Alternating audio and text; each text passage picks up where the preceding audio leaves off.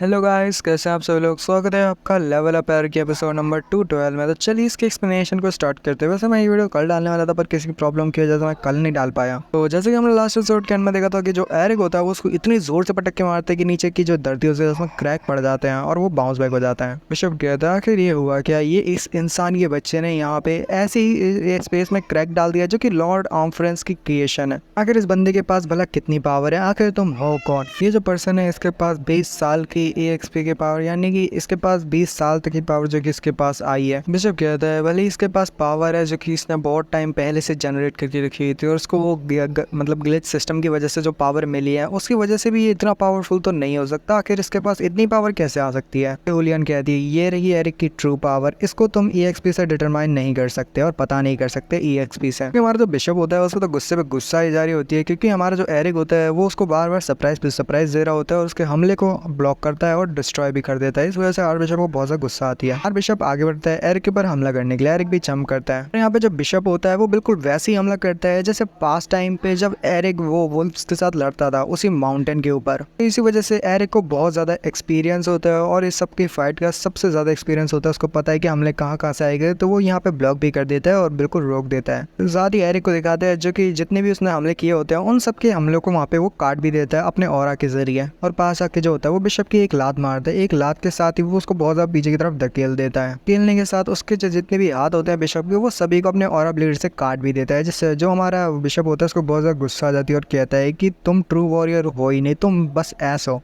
तुम जैसे खराब प्रोडक्ट को जिसको मैंने बनाया या क्रिएट किया है, गलती से क्रिएट हो गया है, उसको मैं यहाँ पे डिस्ट्रॉय करने वाला हूँ। बिशप को दिखाते हैं जो कि यहाँ पे बहुत ज्यादा रिंग टाइप का बना लेता है और यहाँ पे जो एरिक होता है वो अपने ऑरा ब्लेड के जरिए उन सभी चीजों को काट देता है, जबकि यहाँ पे वो मुस्कुराने लगता है और दिखाते हैं कि एक जो रिंग होता है वो हमारे एरिक के गले में लग जाता है। एरिक की पावर यहाँ पे बहुत ज्यादा होती है और वो अपने एक ही हाथ से उसी को तोड़ देता है। बिशप को यहाँ पे सरप्राइज मिल रहे होते हैं, उसकी चड्डी फट रही होती है। एरिक यहाँ पे बहुत ज्यादा ईवल सी स्माइल देते हुए कह रहा होता है कि हाँ तुमने ठीक कहा, मैं एक डिफेक्टिव प्रोडक्ट हूँ और मैं वही हूँ। क्योंकि फिर से हमारा एरिक आगे की तरफ बढ़ता है उस पर हमला करने के लिए, जबकि बिशप की चड्डी फट रही होती है और वो कहता है कि मेरे क्लोज मत आना, मेरे क्लोज मत आना। पर एरिक कहाँ बिशप की बात सुनने वाला है। वो आगे बढ़ता है और अपने ऑरा ब्लेड को रिलीज करते हुए उसकी तरफ आगे बढ़ता है, पर बिशप भी इसको रोकने की कोशिश करता है। पर अचानक से बड़ा सा ब्लास्ट होता है। यहाँ पे जो एरिक होता है वो बिशप को पीटते हुए यहाँ पे कह रहा होता है कि भले मैं गलती से स्ट्रॉन्ग बनाऊं, पर जो लोग जितने मेरे करीबी हैं और जितने मेरे क्लोज हैं, फ्रेंड्स हैं, उनको मैं यहाँ पे बिल्कुल भी नुकसान नहीं पहुंच दूंगा। मैं उनके लिए फाइट करूंगा। एरिक दिखाते हैं जो कि उसको पूरी तरह से तो नहीं पर थोड़ा वो डिस्ट्रॉय करता है। पर जब वो देखता है कि ऐसा ना वहाँ पे बिशप होता ही नहीं है, बल्कि वो उसके पीछे से हमला स्नीक अटैक करने वाला होता है, तो वो पीछे देखता है जहाँ पे जो बिशप होता है उसने स्नीक अटैक हमारे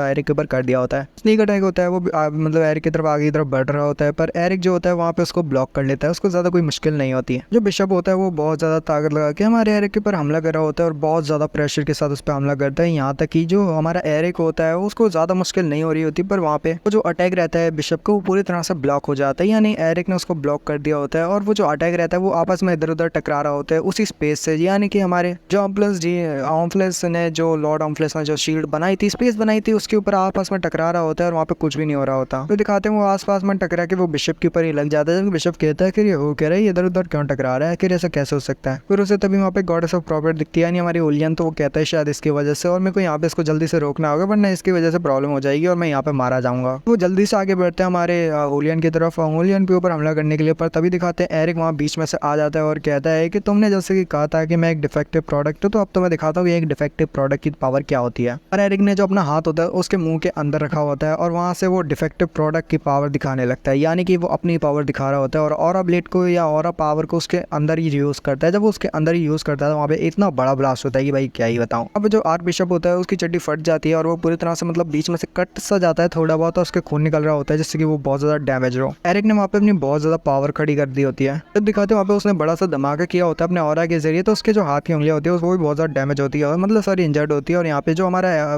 बिशप होता है वो भी बहुत ज्यादा इंजर्ड होता है। हमारा बिशप यहीं पे हार नहीं मानता, उसको यहाँ पे हुलियन को खत्म करना होता है। कि तभी यहाँ पे हमारा जो एरिक होता है वो रेडी होता है अपना सबसे पावरफुल मूव करने के लिए। हमारा जो एरिक होता है वो कहता है कि बिशप तुमसे मिलकर बहुत ज्यादा अच्छा लगा और मेरे को बहुत ज्यादा खुशी हुई तुमसे मिलकर। इसी के साथ वो एक शब्द कहता है, वो होता है sword draw.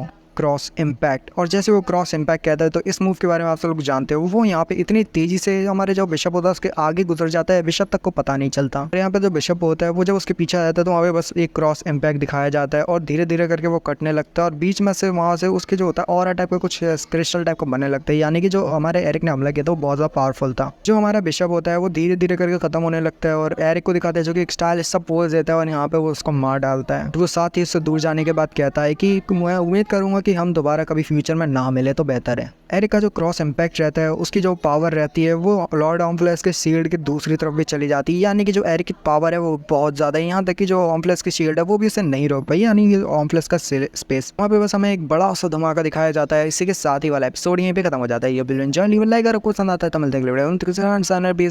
Good bye bye.